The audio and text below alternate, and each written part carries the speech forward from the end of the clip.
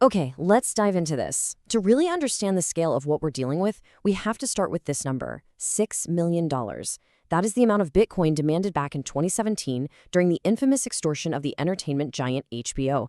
Hackers breached their systems, stole a ton of proprietary data, and essentially held it hostage, demanding this massive crypto ransom.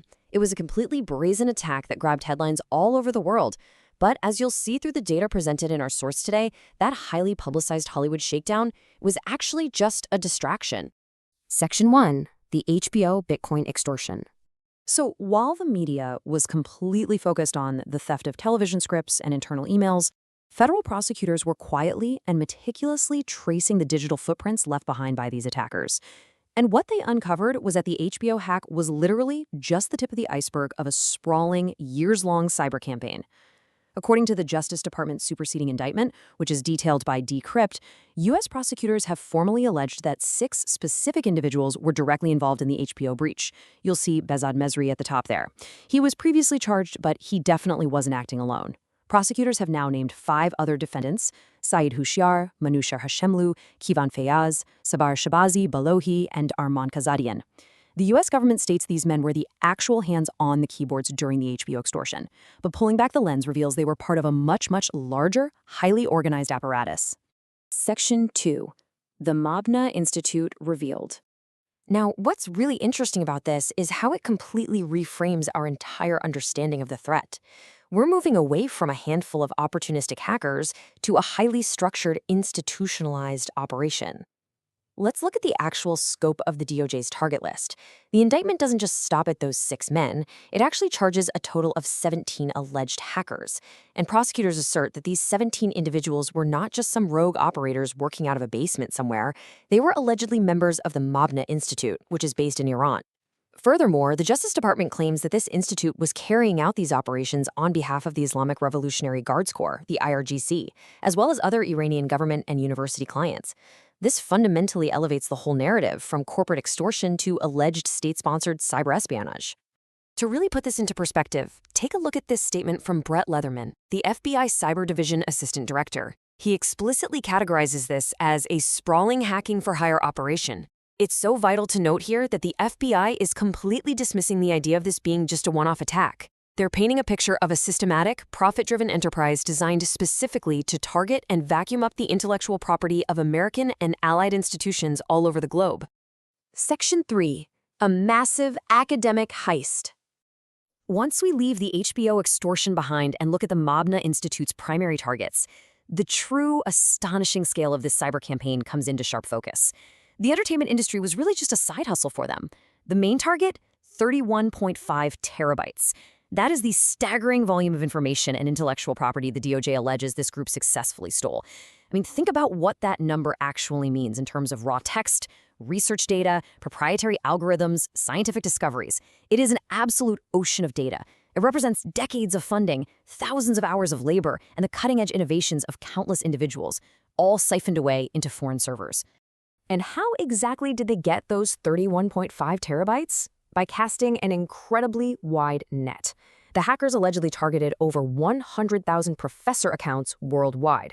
Now, you might be wondering, why professors? Well, because in the academic world, professors are the gatekeepers, right?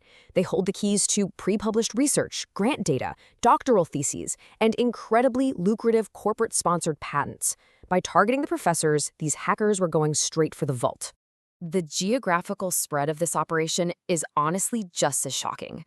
This wasn't just an attack on the United States. While 144 U.S. universities were targeted, they also went after 178 foreign universities. That is 322 global institutions caught in the crosshairs. And out of those 100,000 targeted professor accounts across the globe, prosecutors state that roughly 8,000 accounts were successfully compromised. That's 8,000 breached gateways into the world's most prestigious academic networks. And this brilliantly illustrates one of the most frustrating realities of modern cybersecurity. You might expect a state-sponsored hacking group to use impossibly complex, zero-day exploits, right? But according to the DOJ, their methodology was remarkably straightforward. Step 1, Launch spear phishing campaigns. These are highly targeted, deceptive emails designed to trick the recipient.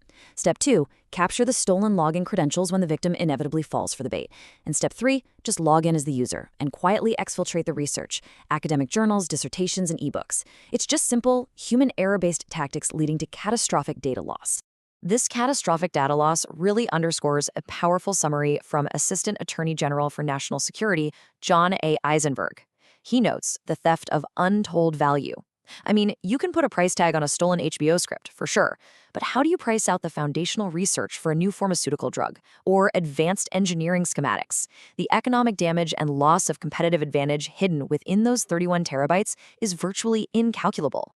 Section 4. The broad crypto crackdown. So this incredible loss of intellectual property obviously demanded a response. The U.S. government didn't just issue indictments and call it a day. As the Decrypt source outlines, the battle quickly moved from university email servers directly onto the blockchain, as the U.S. sought to financially cripple the networks allegedly facilitating these actors. Let's walk through this rapid 3-month escalation by the U.S. Treasury. It really demonstrates a systematic dismantling of crypto evasion networks.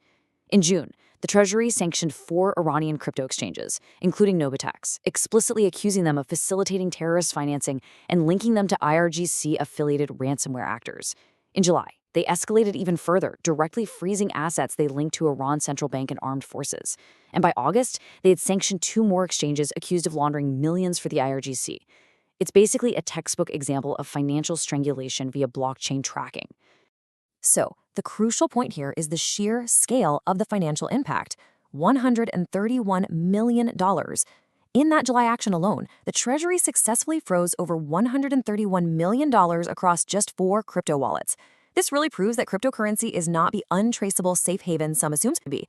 When the full weight of the U.S. government's tracking capabilities is deployed, they can locate and completely paralyze massive sums of digital assets. Section 5.